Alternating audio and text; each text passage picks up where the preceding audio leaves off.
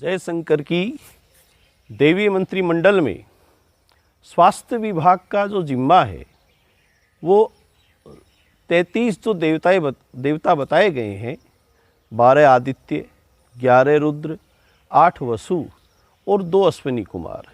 तो जो दोनों अश्विनी कुमार हैं, जो युगल जोड़ी है, उनके जिम्मे स्वास्थ्य मंत्रालय का कार्य प्रभार देव सत्ता में रखा गया है। वे एक अच्छे सृजन कर्ता भी हैं, जिन्हें हम पाश्चात्य भाषा में सर्जन कह सकते हैं। संस्कृत में सृजन और वहाँ पर सर्जन, कि वो ऐसी विधा जानते हैं कि उनके द्वारा वो अंगों की ऐसी चिकित्सा कर सकें कि उन अंगों को पुनः जोड़ा जा सके। संसार के पहले सर्जन अगर कोई है तो भगवान शिव हैं। उन्होंने गणपति को हस्ती का सिर है वो लगा दिया। कोशिकाओं का पुनः उसी रूप में जुड़ जाना ही किसी जीव को पुनः जीवित रखने के लिए एक हेतु माध्यम होता है। गणपति का सिर जोड़ा जाना, दक्ष प्रजापति का सिर काटकर उसके बकरे का सिर जोड़ा जाना, भगवान शिव के सानिध्य में अश्विनी कुमारों के द्वारा ये कार्य किया गया है। तो ये अच्छे सर्जन हैं और अच्छे चिकित्सक हैं। आयुर्वेद की जो चिकित्सा प्रणाली है, उनके सूत्रों को साथ में लेते हुए अश्विनी कुमारों के द्वारा जो चिकित्सा की जाती है, उससे सारे समूह को, सारे देश, राष्ट्र और जो वातावरणीय परिस्थितियां हैं, उनको लाभ होता है। आयुर्वेद के माध्यम से आप देखें कि आयुर्वेद एक ऐसा चिकित्सा का क्षेत्र है कि जिसमें जो आप औषधि ग्रहण करते हैं, उनके दूरगामी परिणाम तो मिलते ही हैं। आयुष्य की वृद्धि होती है, बल की वृद्धि होती है, तेज की वृद्धि होती है, एक नई ऊर्जा प्राप्त होती है। और आजकल जैसे इस संक्रमण के दौर में अगर हम देखें तो आयुर्वेद की जो विधा है उसको अपनाने पर जितना ज़्यादा जोर अब दिया जा रहा है, ये हमारी भारतीय संस्कृति का गौरव है। जैसे गिलोय है, जिसे संस्कृत में अमृता कहते हैं, नाम से इस यहाँ पर प्रकटीकरण होता है कि जो अमृत से संसर्गित है वो अमृता है। गिलोय अमृता के रूप में, अमृत तत्व के रूप में कार्य करती है। एक ऐसा एंटीबायोटिक है कि वो शरीर की प्रतिरोधक क्षमताओं को बढ़ा देती है। त्रिफला का हमारे यहाँ पर उपयोग होता है। हमारे यहाँ पर गाय की दुग्ध की अनुपानता के माध्यम से आयुर्वेद की अधिकतर औषधियाँ ग्रहण की जाती हैं। जो मधु होता है, शहद जिसे कहते हैं, उसके माध्यम से औषधियों का पान किया जाता है। तो जो अश्विनी कुमार हैं वो अच्छे वैद्य हैं, अच्छे चिकित्सक हैं और अच्छे सर्जन करता हैं। अश्विनी कुमारों का कार्य जो है वो सृष्टि को विविध प्रकार की औषधियों के माध्यम से स्वस्थ रखना और उनके स्वास्थ्यवर्धक योजनाओं को लागू करना। उन्हें बार बार समय पर स्वास्थ्य मंत्री ऐसा होना चाहिए कि जो अपनी गाइडलाइन के अनुसार पूरे समूह को, राष्ट्र को, समूह, समाज, समुदाय को ये निर्देशित करता रहे कि जो मौसमी चक्र की बीमारियां हैं उन पर हमें क्या पक्ष विपक्ष का निर्णय लेना चाहिए और किस तरीके से स्वास्थ्य में वर्धनता हो, सारा वातावरण संक्रमित न हो, ऐसे उपाय किए जाएं। अश्विनी कुमारों के माध्यम से हम अगर समझें तो वो चिकित्सक भी हैं और सर्जन भी हैं। तो आप अगर हर आंतरिक और बाह्य चिकित्सा के जानकार होंगे तो आपका जो उपचार होगा, आपने जो उपचार किया है, आपकी जो स्वास्थ्य संबंधित योजनाएं होंगी, वो निस्संदेह सबके लिए लाभकारी होंगी। तो स्वास्थ्य मंत्रालय का विभाग इस तरीके से अश्विनी कुमार ने भगवान धन्वंतरी और भगवान शिव के आशीर्वाद से प्राप्त कर रखा है और पूरी सृष्टि को आयुर्वेद के सूत्रों के माध्यम से एक नया सूत्र देते हुए, उन आयुर्वेद के सिद्धांतों को अपनाते हुए सबके मंगल स्वास्थ्य की वो परिचायकता रखते हैं और सबको एक सुदृढ़ स्वास्थ्य जीवन प्रदान हो, ऐसा उनका प्रयास होता है। अब है भगवान के रूपक में ही माने जाने वाले, पूजे जाने वाले भगवान ब्रह्मा के ही पर्याय विश्वकर्मा। विश्वकर्मा उद्योग मंत्रालय का प्रभार रखते हैं। उनके पास में उद्योग एवं निर्माण विभाग देवी सत्ता में उन्हें प्राप्त है। उद्योग धंधों की जो भी यंत्र हैं, उद्योग और निर्माण से संबंधित जो भी विधा है, विश्वकर्मा वास्तु कला जो है वो विश्व की श्रेष्ठ वास्तु पद्धति मानी गई है कि देवताओं को कोई भी निर्माण करना होता है, कोई भी उद्योग स्थापित करना होता है, उद्यम करना होता है, तो विश्वकर्मा का इसमें सहयोग होता है। उनके द्वारा वो सारा निर्माण कार्य किया जाता है। जैसे राम सेतु का उदाहरण लें तो विश्वकर्मा के ही अवतार रूप में जो नल नील थे, उन्होंने राम सेतु बनाया। लंका का निर्माण, अमरावती का निर्माण, भोगावती का निर्माण विश्वकर्मा के द्वारा किया गया है। महाभारत की युद्ध में कथा आती है कि विश्वकर्मा ने पांडवों का ऐसा महल बना रखा था कि उसमें जल को थल और थल को जल समझ करके दुर्योधन विपरीत क्रिया कर बैठा और वो क्रिया देखकर द्रौपदी ने हंसते हुए कहा था अंधस्य पुत्र अंध है, और इतनी सी बात पर महाभारत खड़ा हो गया। तो ये विश्वकर्मा की निर्माण शैली का एक ऐसा उदाहरण है कि वो अपने उन औजार यंत्रों के माध्यम से, अपनी शिल्पी कला के माध्यम से, अपने निर्माण कला के माध्यम से श्रेष्ठतम वास्तु जो है वो पूरे मनुष्य समुदाय को, देव समुदाय को, राक्षस समुदाय को वो बना करके देते हैं, उन्हें भेंट करते हैं। भगवान विश्वकर्मा उद्योग धंधों के प्रतीक देवता के रूप में सारे संसार में पूजित हैं, जाने जाते हैं, माने जाते हैं। उनसे ये सब प्रार्थना करते हैं कि आप हमारे उद्योग धंधों का, हमारे कल कारखानों का, हमारे निर्माण का निर्विघ्नता से सारा कार्य आप स्वयं आकर के सिद्ध करें। उनके 4 हाथ हैं। एक हाथ में तराजू है जो वाणिज्य का प्रतीक है, जिससे आप श्रेष्ठतम व्यापार कर सकें। तराजू एक ऐसा सूत्र होता है कि जहाँ पर आपको बराबर के रूप में तोल प्रदर्शित करना पड़ता है, वहाँ पर आपकी मनमानी नहीं चलती है। आप वहाँ पर कपट, बेईमानी ये सब छोड़ करके जो न्याय है वो आप करेंगे। तो व्यापार वाणिज्य में अगर आप तराजू का उपयोग करते हैं तो निस्संदेह आप अपने साथ, क्योंकि आप व्यापारी हैं, आप उद्योग चलाने वाले हैं, और जिनको आप आपूर्ति कर रहे हैं, आपके जो क्रेता हैं, उनको भी निस्संदेह एक श्रेष्ठतम लाभ प्राप्त होगा। तराजू के माध्यम से यह मैसेज विश्वकर्मा भगवान के द्वारा। उनके दूसरे हाथ में है धनुष। धनुष के द्वारा वो यहाँ पर प्रदर्शित करते हैं कि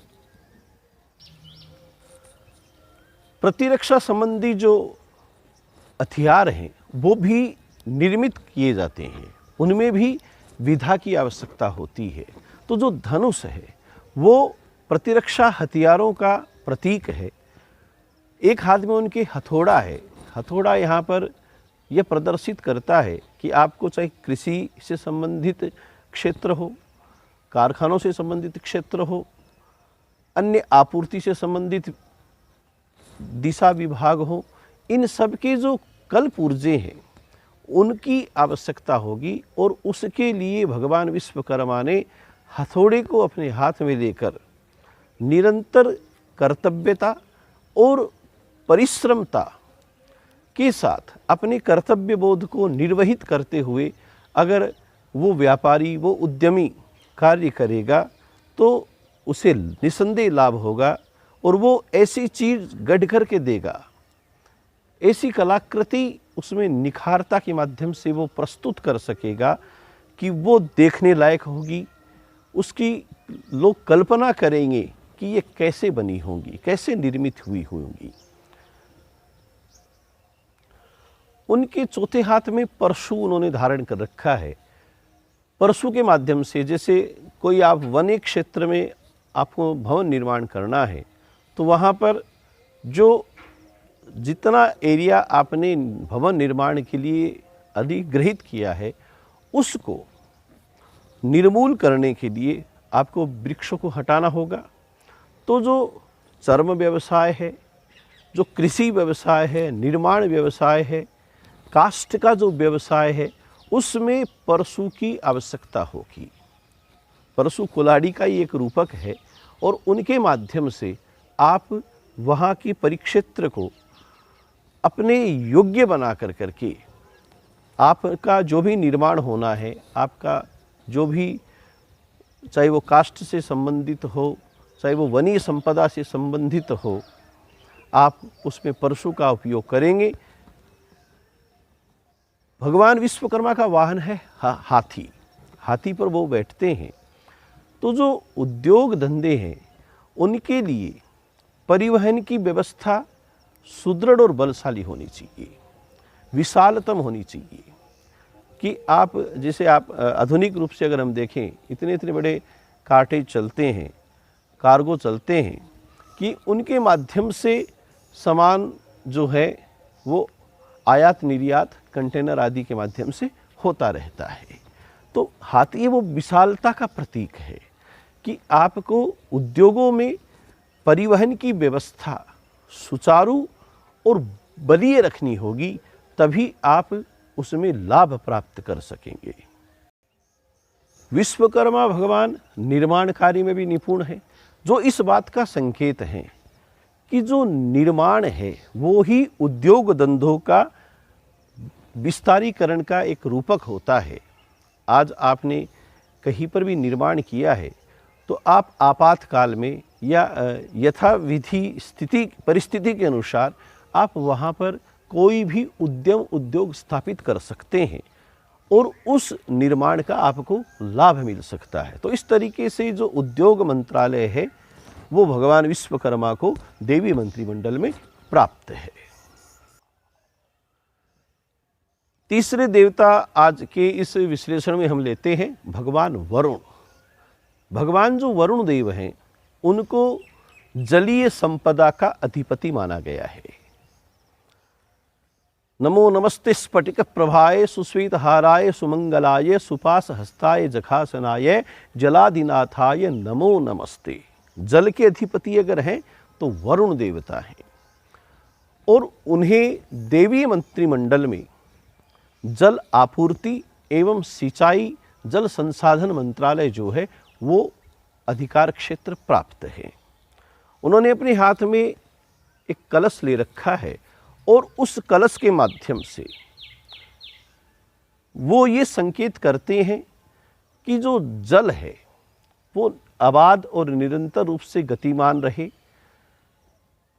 तो वो प्रकृति को संतुलित रख सकता है और उसके समुचित उपयोग के लिए नहरी और बांध की जो क्रियाएं हैं, नहर बनाना, बांध बनाना, उस जल को ऐसे रूप में उपयोगित करना कि वो मानवीय जीवन के लिए सबसे बड़ा लाभदायक स्रोत बन जाए, क्योंकि जल जीवन की सबसे प्रमुख और प्राथमिक आवश्यकता है। जल के माध्यम से हमें सारी सृष्टि का नियंत्रण और सृष्टि का जो जीवन चक्र है उस पर जल का कितना महत्व है हम सब जानते हैं।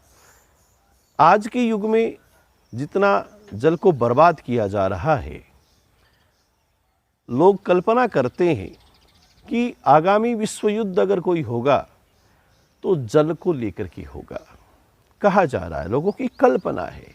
और निसंदेह ये बात सत्य भी दिखाई पड़ रही है कि जल के बिना जीवन नहीं है और जल का संरक्षण अति आवश्यक है। भगवान वरुण जो हैं वो जल आपूर्ति एवं सिंचाई विभाग के माध्यम से सारी सृष्टि को ये संदेश करते हैं कि आप जितना जल की आपको आवश्यकता है उससे कम उपयोग करें, उसका संरक्षण करें, उसका ऐसे दोहन न करें कि आगे जाकर के आपकी मानवीय सभ्यता के लिए कोई खतरा उत्पन्न हो जाए। क्यों? क्योंकि जल है वो तीर्थ रूप है। जल जो है, नदियाँ जो है हमारे धर्मशास्त्रों में माँ के रूप में मानी गई हैं। गंगा, यमुना, सरस्वती, भागीरथी, त्रिवेणी, नर्मदा, गोदावरी, तुंगभद्रा, ये जो ब्रह्मपुत्र अनेक नदियां हैं, ये हमारे लिए माँ है। और माँ का संरक्षण, माँ का वात्सल्य, माँ का ममत्व जितना हम उसका संरक्षण करके प्राप्त करेंगे, निस्संदेह हमारे लिए जीवन दायिनी होगी। वो हमारी हर क्षण प्रतिरक्षा करेंगी। भगवान वरुण जो हैं आज जल के अधिपति होकर करके उसकी आपूर्ति एक कैसे छोटे से जल स्रोत के माध्यम से बढ़ कर करके कुआं, बावड़ी, सरोवर, नदी, नाले और अंततो गत्वा समुद्र के माध्यम से सारे जो जलीय स्रोत हैं, जलीय क्षेत्र हैं, उनका समुचित उपयोग सृष्टि के लिए हो, ऐसा नियंत्रण भगवान वरुण करते हैं। और तभी देवी मंत्रिमंडल में एक साधारण अपन लोग कोई साधारण पूजा भी करते हैं तो उसमें सर्वप्रथम सम्मार्जन के लिए, पवित्रता के लिए जल की आवश्यकता होती है। और उसमें भगवान वरुण की पूजा, जैसे गणपति की पूजा होती है, जैसे कुल देवी की पूजा होती है, खगोल में रहने वाले नवग्रहों की पूजा होती है, तो वैसे ही जो जल के अधिपति हैं भगवान वरुण, वो भी साधारण से साधारण पूजा अर्चना में उनको स्थान दिया गया है। क्यों? क्योंकि वो जीवन की अति आवश्यक इकाई हैं और उनका किस तरीके से हमें लाभ लेना है, ये भगवान वरुण हमें संदेशित करते हैं।